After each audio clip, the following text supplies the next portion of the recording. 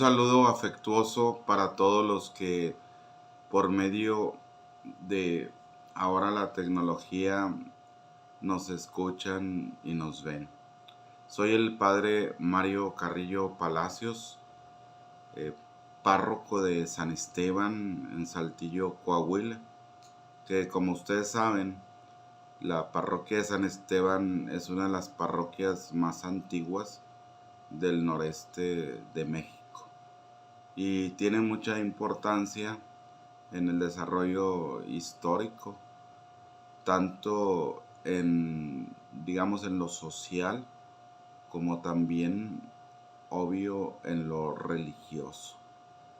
Y hoy el tema que queremos tratar con ustedes, pues es un tema, podemos decir, sencillo, puesto que estamos hablando de todos los sucesos que en torno al camino real de tierra afuera han sucedido.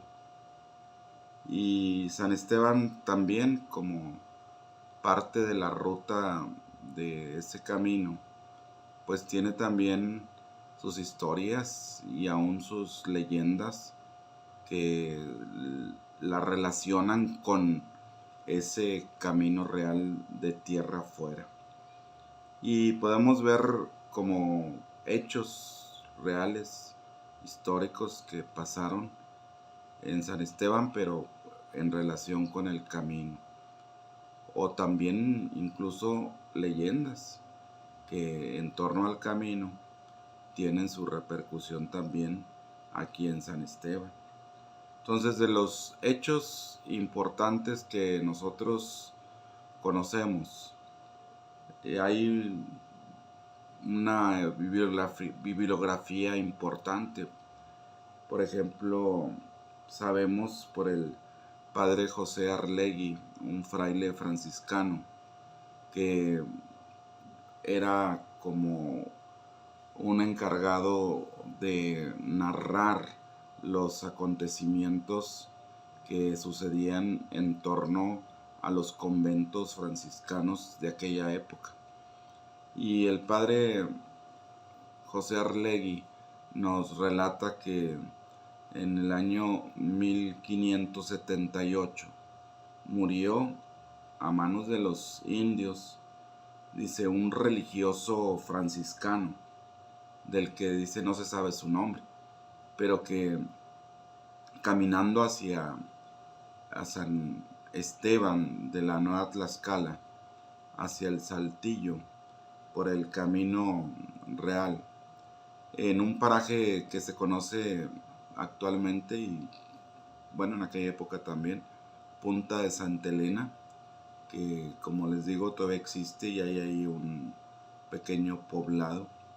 Ahí él, encontrando a muchos indios, empezó a predicarles junto con sus catequistas. El problema es que los indígenas se irritaron y entonces lo mataron a él y a sus catequistas a flechazos. Entonces, ese hecho sucedió en 1578, lo cual nos recuerda que se puede considerar a este fraile de Punta de Santa Elena como uno de los primeros mártires que hay en estas tierras. Y la relación que tiene, dado que Punta de Santa Elena es parte del camino, también se relaciona con la parroquia porque aquí en San Esteban, en 1582, como 4 años después del acontecimiento, fue sepultado ese fraile. No lo dice el padre Arlegui en sus crónicas franciscanas. Y aquel hombre seguramente quedó sepultado allí en el lugar de su martirio junto con sus catequistas, y hasta después de 4 años, cuando ya hubo condiciones para poder ir a rescatar su cadáver, se trasladó hacia el recién fundado convento de San Francisco, en lo que es hoy el templo de San Esteban.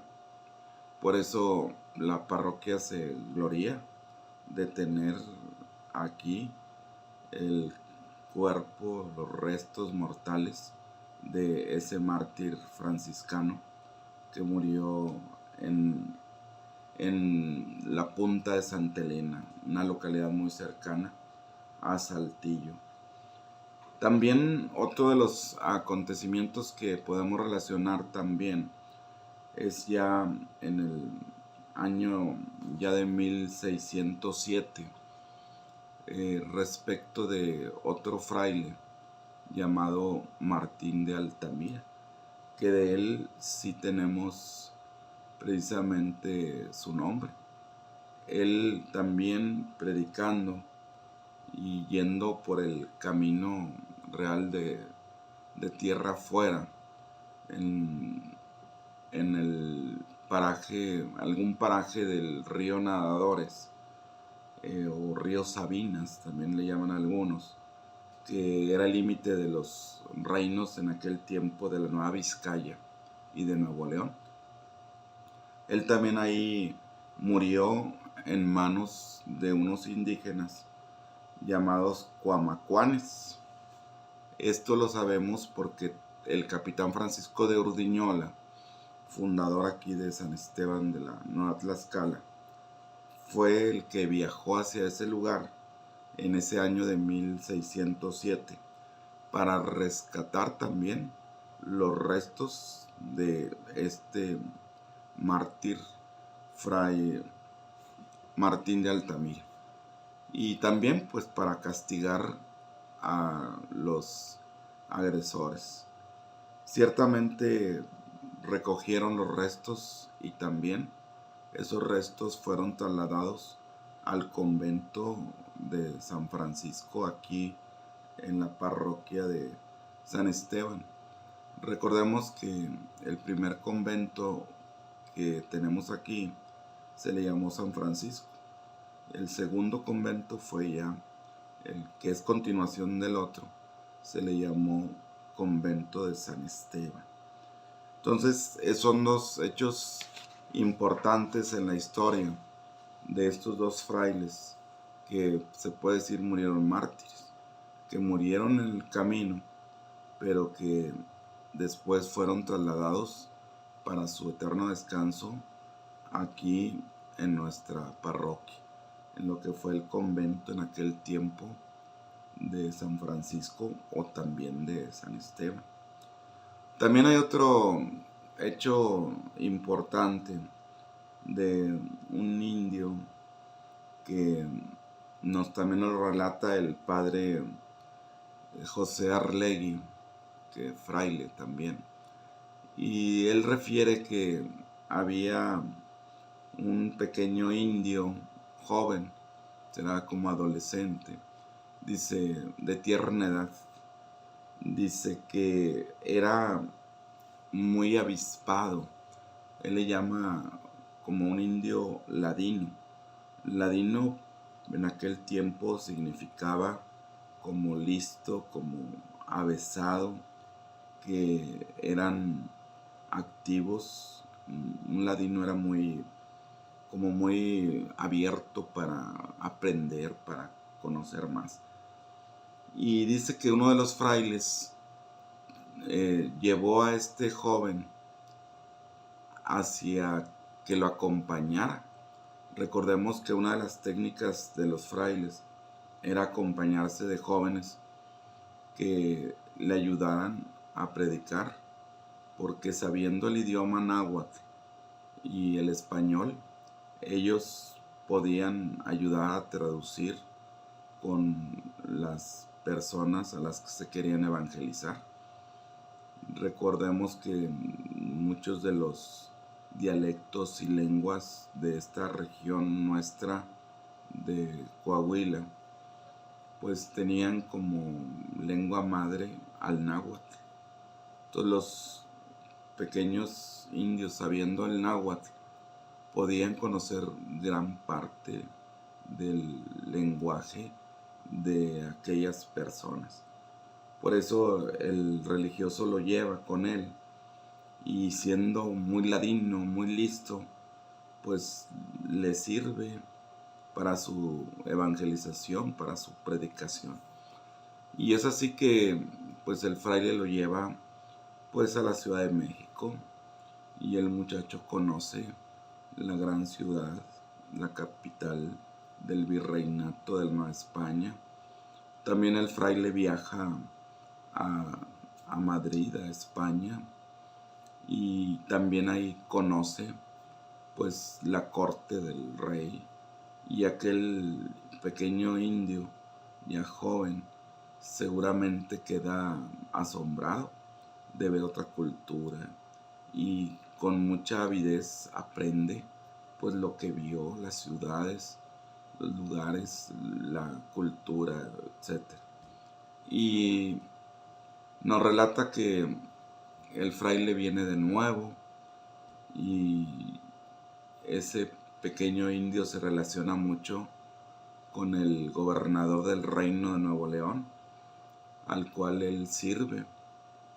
E incluso habiendo llegado de Europa el indio, que se llamaba Juan, pues empieza a relatarle a todos pues todo lo que él conoció, y que España, y que el rey, y que la corte, y los lujos, y las costumbres, de todo lo que vio, porque venía extasiado de todo lo que él había conocido. Y por eso los soldados y los indígenas, los que lo escuchaban, y el mismo gobernador del nuevo reino de León, pues le empezaron a poner el apodo de Juan de España, porque toda su lengua, digamos, se desvivía en hablar de lo que era España, sus costumbres, sus lujos, sus reyes, etc. Entonces, aquí lo que nos relatan es que un buen día, aquel Juan de España, el indio ladino, muy apreciado por el gobernador y por la gente, pues desaparece y ya no vuelve, y extrañan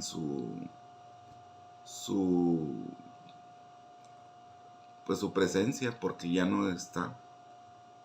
Y hay que ver que este hombre había comentado también, cuando hablaba de España, y que en cierta ocasión vieron a unos indios que habían delinquido y los llevaban amarrados en una especie de collera, le llamaban, como en fila y amarrados.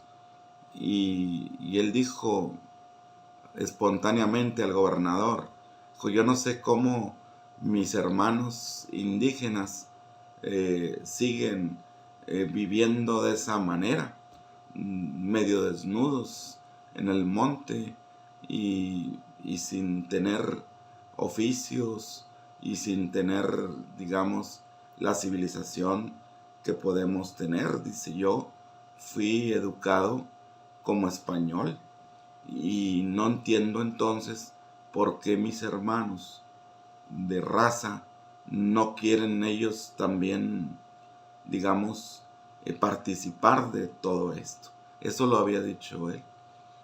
Y como resulta que desaparece este Juan de España, y aunque lo buscan y no aparece, sin embargo sucede en las inmediaciones de Monterrey y San Esteban, la vía de Santiago, que una pequeña rebelión es, digamos, reducida por un grupo de soldados españoles, y entre los indios que se habían, digamos, rebelado, escuchan ellos como alguien en español les grita: no me maten, no me maten, yo soy Juan de España.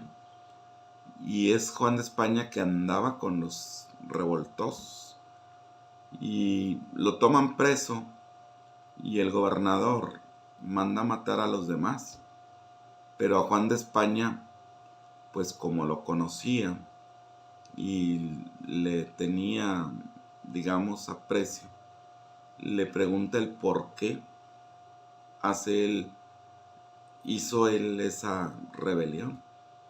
Y si habiendo dicho que no entendía a sus hermanos, ¿por qué ahora él andaba como ellos? Y la respuesta de él es que él sintió dentro de su ser como un espíritu rebelde le salía y cómo podía él también en el fondo de su conciencia rechazar a los españoles y tener el mismo odio que muchos de los indígenas tenían a los españoles, que le brotó, digamos, de su alma. El gobernador del Reino de Nuevo León pues le perdonó la vida por la amistad que tenía con él, pero lo condenó a vivir el resto de sus días sirviendo como hortelano en el huerto del convento de San Esteban. Entonces él fue mandado a este convento que existió aquí y fue el encargado digamos, del huerto, que era un huerto muy grande, por cierto, y que pues sí tenía trabajo para entretenerse. Ciertamente, revisando los archivos del Cabildo de la Villa de Santiago, me doy cuenta que el 5 de febrero de 1686, Juan de España fue demandado por el señor cura don Lorenzo de Llerena Agundis, que era el cura beneficiado de la Villa de Santiago, de la parroquia de Santiago, porque se introdujo como con intenciones de robar a la casa de este señor cura. Entonces eso nos habla de que este relato del padre Arlegui tiene veracidad, puesto que un acta cabildo del Cabildo de Saltillo pues lo menciona precisamente por haber intentado robar en la casa del señor cura de la Villa de Santiago. Entonces otro acontecimiento que pasa, porque ese rebelión de Juan de España fue precisamente en las inmediaciones del camino real de tierra afuera, a la altura, digamos, de la hacienda de Santa María, que era un lugar muy importante. También podemos decir entonces que hay muchas leyendas, muchos acontecimientos que pasan alrededor del camino.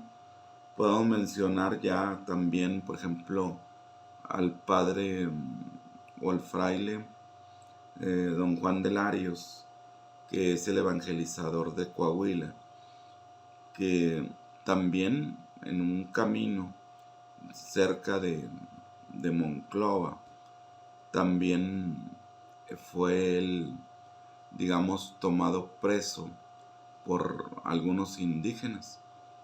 Pero como él también traía indígenas que lo acompañaban, los indígenas que acompañaban al padre Larios hicieron un trato con los que los tenían presos y dijeron: salvémosle la vida al fraile si jugando un juego de fútbol o de pelota, ahorita podremos decir de fútbol, un juego de pelota, si ustedes ganan, pues se los entregamos, y si ustedes pierden, pues nos lo entregan y lo salvamos.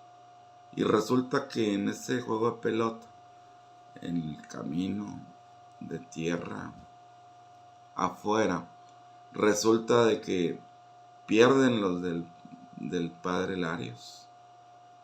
Y es ahí donde los que acompañaban al padre Larios pues deciden mejor atacarlos y huir. De esa manera se salva el padre Larios y es así que llega a San Esteban, porque él venía precisamente en misión y de aquí partieron a la Ciudad de México para precisamente hablar con el virrey, con las autoridades, para poder evangelizar las tierras de Coahuila, que antiguamente Coahuila pues comprendía más bien la región de Monclova y sus alrededores. Entonces otro punto, porque aquí estuvo el padre Juan Larios en este convento de San Esteban y estuvo precisamente descansando y preparando su viaje.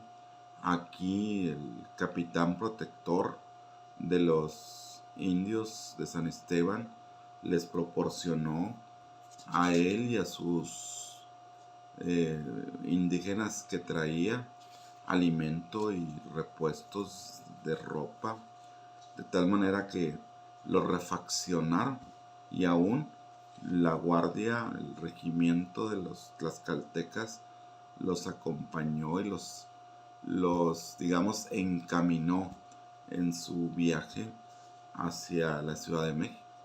Y en este caso, pues de aquí se irían a Mazapil y de ahí a Zacatecas y de Zacatecas a México.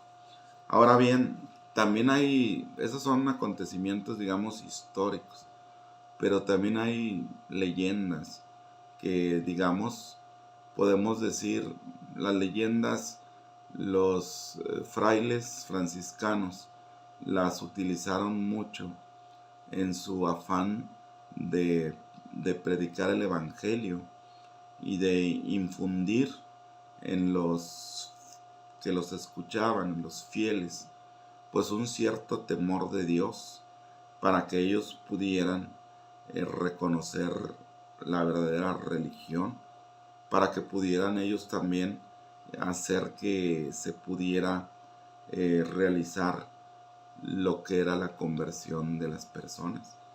Y hay unas leyendas que también pues se nos relatan, que les quiero decir que el padre Arlegui es aquí la fuente importante.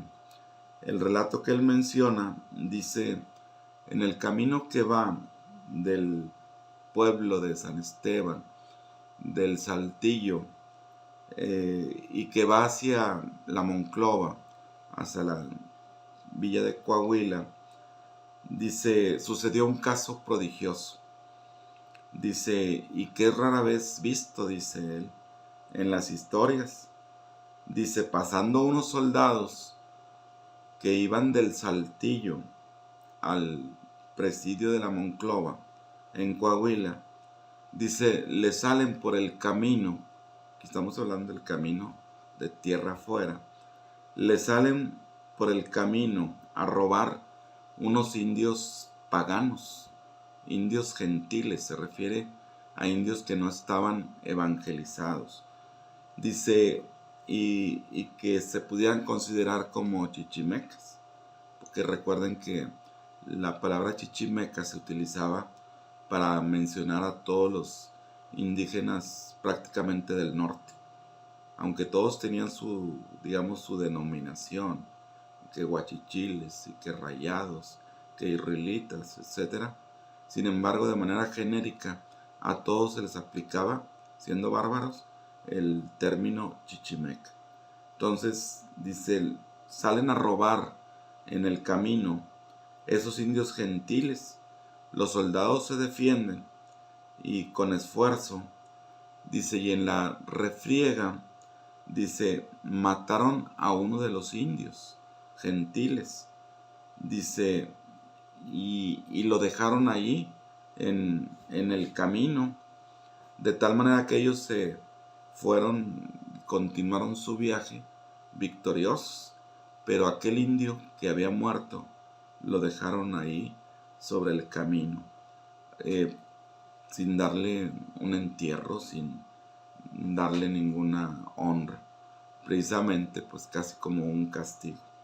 Dice, cuando pasan los años y aquel cuerpo se descompone y va confundiéndose con la hierba del camino, con las piedras y lo que va quedando ahí de él, dice que precisamente por ese camino y a esa misma altura entre lo que es el Saltillo y la Monclova, precisamente ahí, dice, va caminando un religioso que es también franciscano, dice, y que va en camino hacia la Monclova, porque seguramente lo habrían, digamos, comisionado o dádole el oficio de predicar en aquel lugar.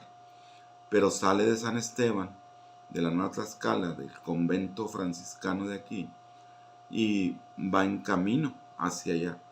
Dice, ¿dónde es que en el camino, dice, él, al llegar al sitio donde fue muerto aquel indio gentil, dice, o pagano, dice, escucha una voz de alguien que le habla, y estando en la soledad del camino, pues le llama la atención, y atraído por la voz, él busca de dónde viene aquel sonido.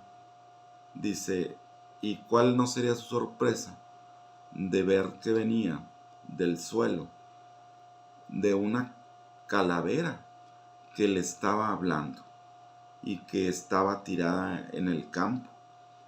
Y que lo que aquella calavera le comunica, le dice que él es un indio gentil que no puede entrar al reino de Dios o al descanso eterno, porque siendo gentil no había sido bautizado, y que habiendo muerto, digamos, sin bautizar, pues no podía entrar a la gloria, por lo que le suplica, por lo que le ruega que le conceda la gracia del bautismo, para que él pueda entonces descansar en paz y poder ir a la gloria con Dios.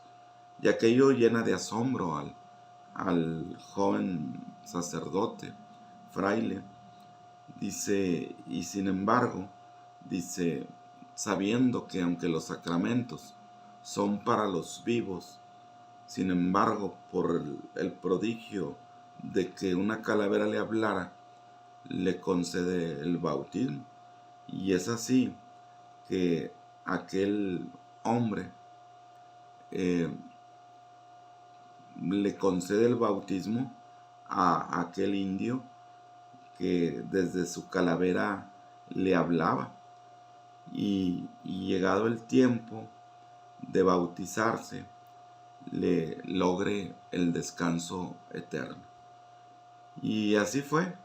Entonces, viendo el religioso, lo bautiza y le da gracias a Dios por el beneficio recibido, la calavera, y no vuelve a hablar más.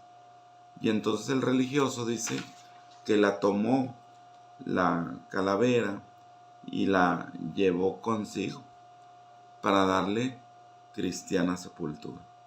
Aquí lo que no menciona el padre Arlegui es si la calavera sería enterrada aquí en San Esteban, porque implicaría haberse devuelto el fraile, o si fue enterrada en la Monclova, que era lo más natural, pero dependía del, digamos, el lugar donde pudiera realizarse aquello, lo más cercano pues. Entonces también otra cosa importante que nosotros podemos ver, aparte de esta leyenda, que eso hacía que las personas dijeran, no, pues tenemos que bautizarnos, porque nos va a pasar como a la calavera. Entonces las leyendas les ayudaban a los frailes precisamente para poder, digamos, evangelizar con mayor facilidad. Hay también otras leyendas que se relacionan con el camino de tierra afuera. Y la otra leyenda que surge en torno a la muerte de la esposa de don Francisco de Urdiñola, que como sabemos por la historia, murió aquí mismo en sus propiedades, seguramente en la hacienda de Bonanza, Zacatecas, que era donde él tenía ahí su asiento. Y por esa muerte de la esposa de Francisco de Urdiñola, que fue una muerte, digamos, misteriosa o inexplicable, incluso fue acusado de la muerte de esa esposa suya, pero también podemos dar por la historia saber que al final fue exonerado, porque la misma madre de su suegra, madre de su esposa, testificó en favor de don Francisco de Urdiñola. Sin embargo, como las leyendas se forman de un núcleo histórico que poco a poco les va envolviendo y la gente le va agregando, hay una leyenda que se le atribuye a la leyenda del Marqués de Aguayo, que como también sabemos, el Marqués de Aguayo es precisamente uno de los, pues se puede decir, descendientes de don Francisco de Urdiñola. Pero algunos atribuyen la leyenda como si el Marqués de Aguayo fuera don Francisco de Urdiñola, cosa que no sucede así, sino uno de los descendientes, seguramente nieto de don Francisco de Urdiñola, fue el que ostentó ese título de Marqués de Aguayo. Y más que nada, pues la esposa, porque ella era la descendiente directa de don Francisco de Urdiñola. Entonces esto se relaciona con la villa de Patos, hoy General Cepeda, donde también Francisco de Urdiñola tenía, digamos, una hacienda. Entonces aquí se hace la leyenda diciendo que el Marqués de Aguayo, supuesto Francisco de Urdiñola, estaba celoso de su mujer, y que algunos le achacan que la mujer podría haber tenido amoríos, ya fuera con un criado, con un mozo, o bien con un sobrino del mismo Urdiñola. El caso es que había esa sospecha, que también se da a entender en la misma leyenda que en realidad eran celos del marqués, y que estando en Mazapil, él decide, ante un chisme que le llega, venir a Patos, donde está su esposa, pero que prepara como una especie de estrategia para poder descubrir a su esposa infraganti. Y es así que finge una fiesta en Mazapil o en Bonanza, que eran sus lugares, y estando a mitad de la fiesta, se disculpa con los invitados por sentirse mal, fingiendo un malestar.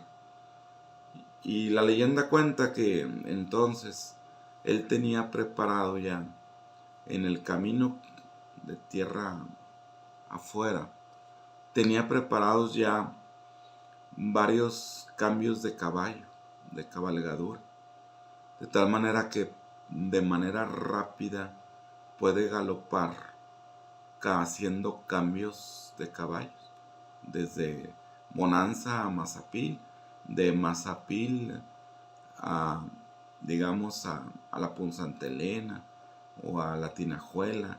De ahí cambia de caballo y pasa a San Juan de la Vaquería, que también es una hacienda importante. Y de ahí a venir a dar a la Villa de Patos. Que llegando a la Villa de Patos sin avisar y de noche, descubre infraganti a los amantes, su esposa y el mozo o su sobrino, y a los dos los mata a cuchilladas.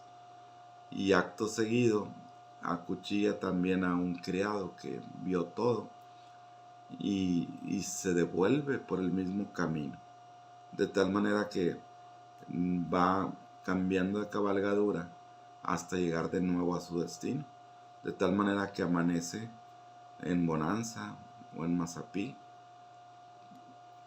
para que no descubrieran su asesinato. Entonces, esta es una leyenda que realmente no tiene, digamos, validez histórica. ¿Por qué? Porque, pues, en primer lugar, él no llevó el título de Marqués de Aguayo. Segundo lugar, la mujer murió históricamente de enfermedad, digamos, natural. Y tercero, pues lo que podemos decir es que a raíz del núcleo histórico de la muerte, digamos, rara de la esposa de él, se armó toda esta leyenda. Hay más leyendas que se relacionan con el camino y aquí con San Esteban. Una también llamada la del Callejón del Diablo, que básicamente tiene el mismo argumento que la del Marqués de Aguayo, porque también se trata de un español que tiene sospechas de cómo su mujer la engaña con un hombre que, según le comunica, dicen, altas horas de la noche, un hombre se le aparece en la figura de un indio tlaxcalteca que le dice esa noticia de que su mujer lo está engañando, que revise bien, que vea cómo en las noches entra un hombre y ella le abre la puerta y seguramente ese es el amante. O sea que el hombre arde de celos. Dice la leyenda que el indio tlaxcalteca misterioso era precisamente el diablo, que había tomado la forma de indio para engañar a aquel español. Y es así que aquel español decide comunicarle a su esposa que irá por el camino, irá hacia la ciudad de la villa de Santa María de las Parras, que va a ir a negocios, pero su estratagema es que él piensa devolverse. Recuerden que antes los viajes pues duraban varios días, más siendo lejanos y a caballo. Y así quedan las cosas. Lo que él hace es que se va al camino y en el camino se detiene y ahí pasa una noche. Y llegada la siguiente noche, él se devuelve hacia su casa, pero de manera incógnita, de tal manera que vigilando desde cerca a su casa, ve que en realidad sí, tenía razón el indio. Se acerca un hombre, toca la puerta de manera discreta y sale la mujer de él, del que estaba vigilando, y le da un beso y lo pasa. Y él, presa del furor, entra a su casa de manera violenta y sin más mata a la esposa y mata al supuesto amante. De donde resulta que al encender las luces, porque pues había de velas o lámparas, resulta que a la que mató fue a la esposa, era su intención, pero al supuesto amante en realidad era su propio hijo, que siendo joven y había llegado a su casa y la madre lo había recibido con un beso. Entonces esas leyendas, acontecimientos que pasan son cosas que están relacionadas con este pueblo de San Esteban, con su convento, pero también con el camino, que veamos la influencia que tiene los caminos en la vida de las personas, en la vida de los pueblos y en la sociedad.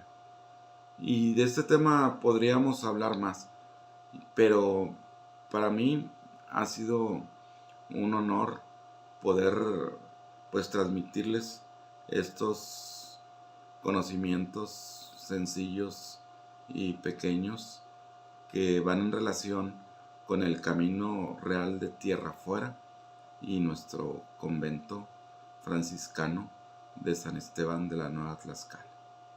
Pues que agradezco a todos los organizadores de estas conferencias para que sea un éxito y mucha gente más pueda conocer nuestra historia, nuestros caminos que nos han traído hasta aquí.